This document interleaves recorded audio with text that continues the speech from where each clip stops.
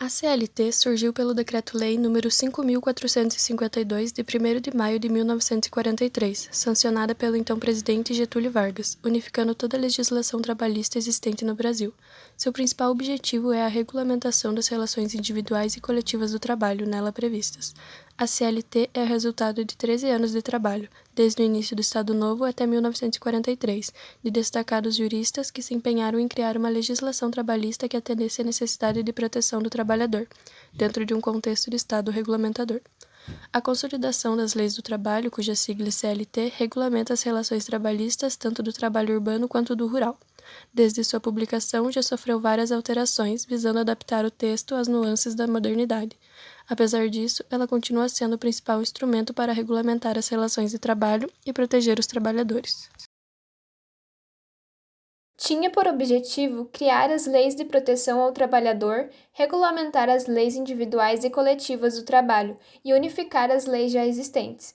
Mas Vargas tinha como real objetivo reprimir qualquer esforço de organização dos trabalhadores fora do controle do Estado e manter a centralização de poder. A inspiração para as medidas de Vargas provinha do modelo de Estado corporativo desenvolvido pelo líder do fascismo italiano, Benedito Mussolini, que conseguiu controlar os sindicatos de operários e manter afastado a possibilidade de insurgência de viés comunista ou anarquista.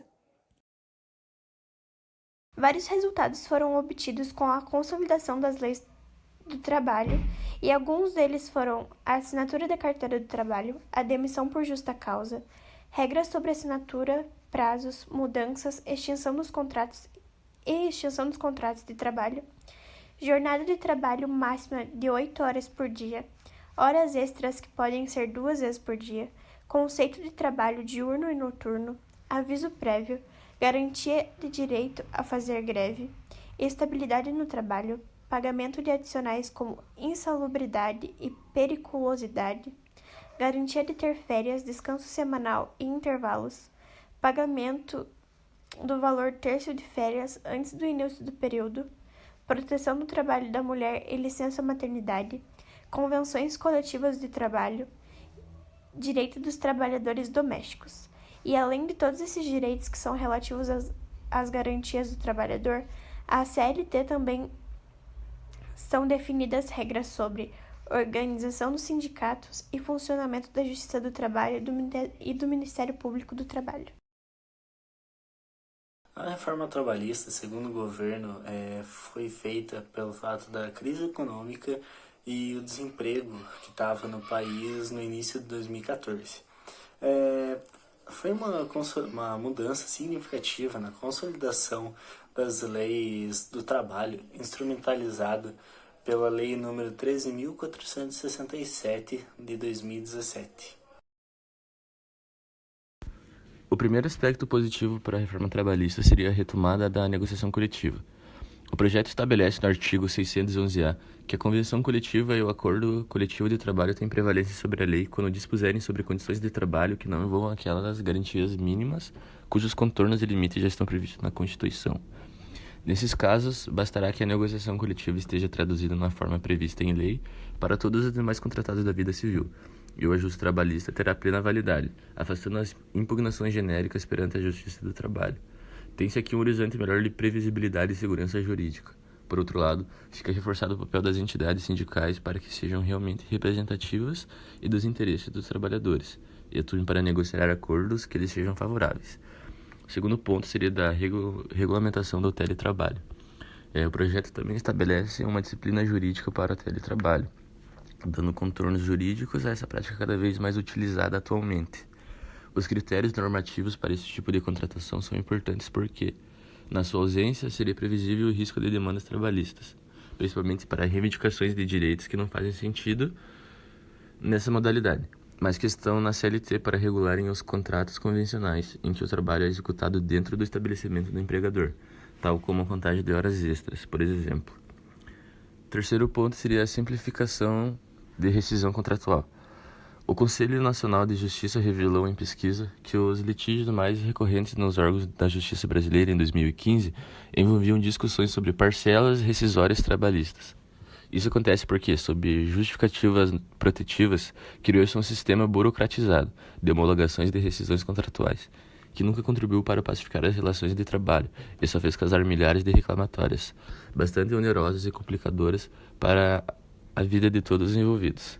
O descaso com a validade de recibos de quitação só serviu para alimentar as desconfianças, deixando empregados e empregadores muitas vezes numa espera de anos pela resolução final de conflitos judiciais intermináveis. No projeto, esse descalabro tende a ficar resolvido e recebe um tratamento mais racional, ao eliminar a obrigatoriedade da assistência do sindicato ou da autoridade do Ministério do Trabalho aos pedidos de demissão e recibo da quitação. Desse modo, a proposta permite que tenham validade as quitações passadas em relação ao pagamento dos itens constantes no recibo de rescisão, como acontece de resto com as manifestações de vontade de todas as pessoas. Para quem conhece os problemas causados pelo anacronismo da legislação trabalhista, essas propostas são adequadas aos fins a que se destinam. Ela tem um intrínseco sentido modernizante, trazendo a esperança de que todos os legítimos protagonistas das relações de trabalho no Brasil terão um ambiente mais saudável para trabalhar e produzir, distanciando-se do mundo de conflito nos quais são compelidas a operar atualmente. As garantias sociais trabalhistas são resultado da classe trabalhadora. Historicamente, a legislação protetora do trabalho foi desde o século XIX, conquistada para enfrentar a barbarice que dominava as relações entre capital e trabalho, os sindicatos como instrumento de luta coletiva. O desmonte da legislação trabalhista, aprovado pelo Congresso Brasileiro em 2017, apresenta um retrocesso de mais de 50 anos nas relações de trabalho. Reduz a classe trabalhadora como uma mercadoria sem direito, salários, férias, descansos, intervalos adicionais, horas extras. Essa reforma é parte do processo de reorganização da acumulação capitalista, em que o trabalho é continuar a ser visto como competente, flexível, a ser modelado para produzir com mais e com menor apropriação da riqueza por quem produziu. Algumas mudanças da CLT com a reforma trabalhista de 2017 foram: intervalo intra-jornada. Agora é possível negociar intervalos menores que 1 hora do almoço, permitindo que o trabalhador, ao fazer menor horário de almoço, entre mais tarde ou saia mais cedo. Favorável, afinal, agora cada trabalhador consegue adaptar-se melhor à sua jornada diária de trabalho.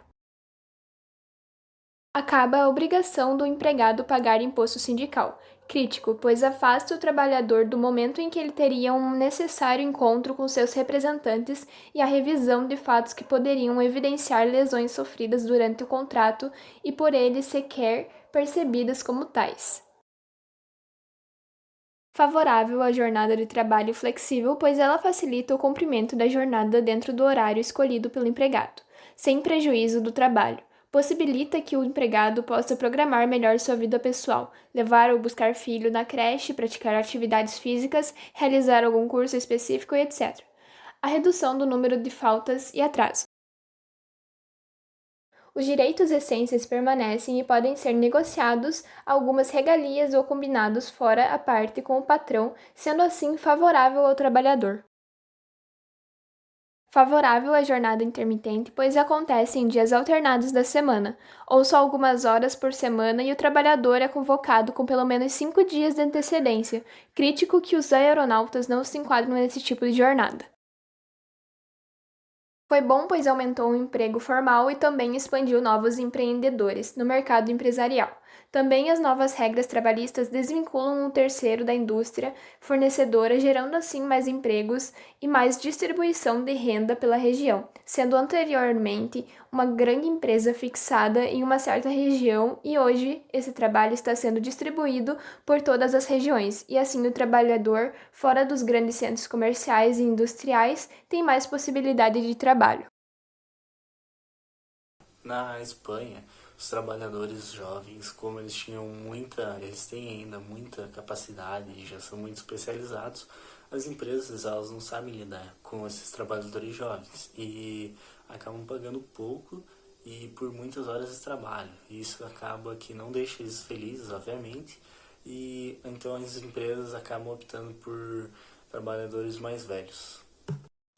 Também os horários flexíveis, eles acabam não sendo flexíveis e viram horários fixos, o que isso não é o que os jovens trabalhadores da Espanha querem.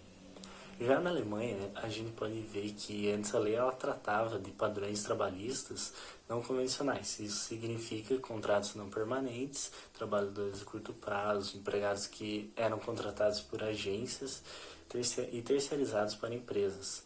O que ocorreu é que a lei passou a permitir que esses contratos fossem simplificados. Antes a lei era muito estrita. Se você quisesse, empregar uma pessoa, teria basicamente que ter um contrato permanente, ser um contrato permanente. Isso foi facilitado e os contratos temporários eles foram acelerados, mas ao mesmo tempo ficou estabelecido que os contratos teriam remuneração igual a dos empregados permanentes e teriam o mesmo tratamento dentro da empresa. Os mesmos salários, os mesmos benefícios que teriam de ser dados. Os outros aspectos importantes dessa primeira fase é que ficou claro que empregadores, sindicatos e governo trabalharam juntos para chegar a um acordo. Já na Hungria, teve muitas manifestações pelo fato de que foi aprovada as mudanças da lei e, inclusive, os oponentes do governo chamam essa lei de escravagista, pelo fato de que agora os empregadores eles podem solicitar mais horas extras dos trabalhadores. E isso fez com que ocorressem mais manifestações da população. Já no Brasil, a gente pode ver em 2017 que ocorreu a reforma e agora a gente já pode ter uma noção das diferenças, como as vagas de trabalho intermitente e as demissões por acordo mútuo. Das duas grandes novidades da nova lei viraram realidade, mas as adesões ficaram abaixo do que se esperava. A reforma melhorou a dinâmica das relações de trabalho, mas ela por si só não é capaz de criar empregos. Nos tribunais, o número de reclamações trabalhistas caiu drasticamente, assim como os pedidos de danos morais. Isso não quer dizer que o conflito de interesses entre o patrão e o empregado desapareceu. Na verdade, os abusos ficam mais contidos. Acordos coletivos travaram no primeiro semestre, diante do impasse do fim da obrigatoriedade de contribuição sindical, que derrubou a arrecadação dos sindicatos em 86%. A constitucionalidade da mudança chegou ao Supremo Tribunal Federal, que confirmou o caráter opcional do pagamento pelo trabalhador.